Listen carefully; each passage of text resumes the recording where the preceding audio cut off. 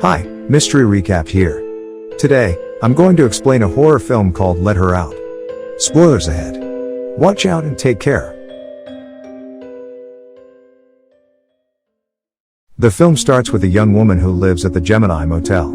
She's a prostitute. During a busy night, a shadowy figure approaches her room. She is then attacked and raped by the intruder. She later discovers she is pregnant, and desperate and alone, takes a pair of scissors to her unborn, killing herself in the process, but the child survives. Jumping 23 years from the incident, the film shows Helen, who survived her pre-birth assault from her frightened mother. She is now a bike courier living in Toronto with her best friend, Molly. One day, Helen is tasked to deliver goods to her friend's house named Roman. That day is Helen's birthday, so Roman gives her a painting which he claims to be the dark side of Helen. Helen immediately takes the painting home. At her motel, Helen recounts to Molly the story of her mother's death. Molly cares deeply about Helen's condition. Molly is always there to support her as Helen doesn't have any other family. Shortly, Molly leaves the place because she has an appointment with her boyfriend named Ed. As she's returning from the motel, Helen is struck by a car, leaving her seriously injured. Helen is then taken to the hospital. She suffers a head injury and some broken bones. Weeks later, Helen is finally allowed to go home.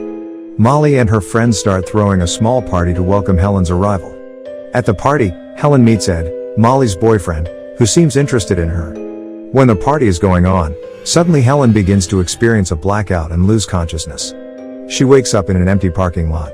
Helen is confused by what happened earlier. She immediately calls Molly to ask what happened when she was unconscious. Molly explains that Helen left the party without telling her where she was going. Not knowing what happened, Helen immediately returns home in a state of anxiety.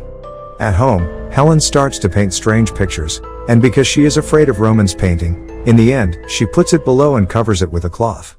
The next day, Helen starts her day as usual, such as exercising, eating, and showering. Just as she finishes taking a shower, suddenly she starts seeing a strange figure.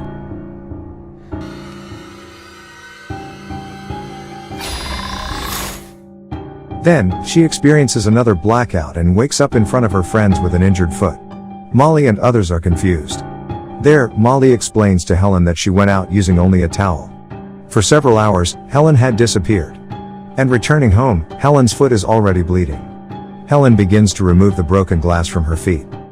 The next day, Helen and Molly go to a doctor named Dr. Headley to consult about what is happening to Helen. Dr. Headley begins to ask some questions. Helen explains that she is always moving from place to place unconsciously. She was in one place, and suddenly woke up in another. This has happened frequently since the accident. Furthermore, she frequently sees a black shadow. After hearing her explanation, the doctor decides to perform a CT scan on her brain, and the results will be out the next day. Helen immediately returns home and goes straight to bed.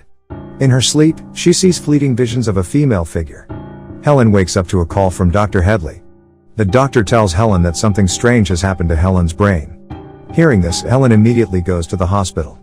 There, the doctor explains that they discover a rare type of tumor in her brain. It turns out that another person has lived in her brain all this time. Helen's mother, who earlier stabbed herself in an attempt to end her pregnancy, it turns out, was carrying twins. One of the fetuses was indeed killed in utero, but was subsequently absorbed into the skull of the survivor, Helen. The car accident Helen suffered earlier somehow activated this long-dormant twin who is now growing at a rapid rate and is responsible for Helen's loss of memory and erratic behavior. She now suffers from a syndrome called vanishing twin syndrome, an actual disorder that occurs when a twin disappears in the uterus during pregnancy as a result of a miscarriage of a twin. The twin is then absorbed into the body of the surviving fetus. This results in Helen having two different personas, Helen and her twin sister. Then, the doctor requires her to undergo surgery to remove her twin from her brain. However, she needs to wait 3 days until the surgery. Later at home, she sees the creepy painting given by Roman. The painting suddenly appears on the wall. She thinks that Molly was the one putting it back, but it wasn't. She finally decides to return the painting to Roman. Arriving at Roman's house, Helen sees no sign of Roman. She only sees a footage on a laptop, which turns out to be Helen, who was torturing Roman very sadistically. The footage shows Roman begging for mercy. However, unconsciously, Helen killed Roman. Helen cannot remember any of those. After walking around Roman's house, she also sees broken glass, and she remembers the day she came home with an injured foot. Helen is now convinced that inside her, there are two personas. Sometimes, Helen is in control of her body, but sometimes her twin is in control. Helen now realizes she is at war with her own body and mind.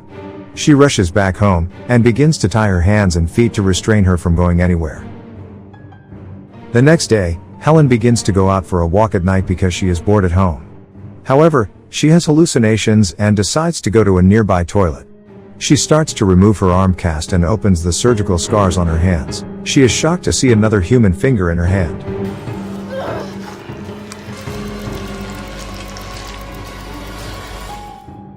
Then, she decides to leave that place. From behind, Molly's boyfriend, Ed, begins to chase after Helen. Ed is very interested in the beauty of Helen. Therefore, he plans to rape her. At that time, Helen's twin begins to take control of the body.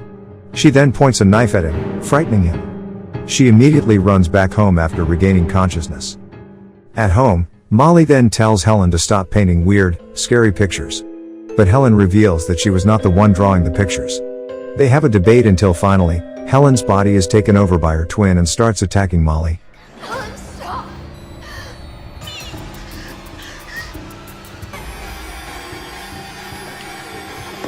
When she regains control, she realizes she could have hurt Molly. Eventually, Helen tells Molly to stay away from her. However, Molly refuses, so Helen decides to go away from that place and stay away from Molly.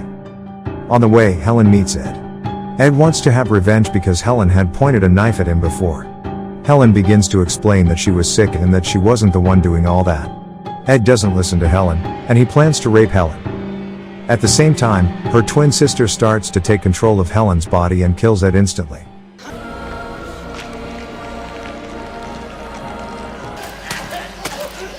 After killing Ed, Helen regains her consciousness and sees that Ed is now dead. Realizing how dangerous she has become, Helen plans to commit suicide at the Gemini Motel, where her mother had committed suicide years ago. Elsewhere, Molly begins to look back at her photos with Helen. She observes a significant difference in her before and after pictures. She notices a shift in her personality as well. She finally concludes that within Helen's body, there are two different people. And the one who attacked her was not Helen. Molly immediately calls Helen to find out where she is. Helen says goodbye, revealing that she is going to commit suicide at the Gemini Motel. Hearing this, Molly immediately uses her bike and goes straight to the motel. When Helen has just arrived at the motel and about to commit suicide, her twin begins to take control of her body. Molly then arrives at the hotel. However, it is too late. Her twin has completely controlled Helen's body. She immediately attacks Molly.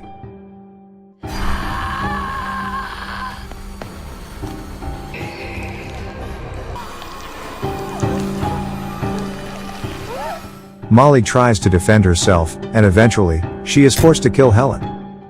In the final shot, Molly begins to walk home, remembering all her memories with Helen. And that's how the movie ends. Subscribe for more videos like this, turn on notifications, and leave a like to help the channel out. Thank you for watching.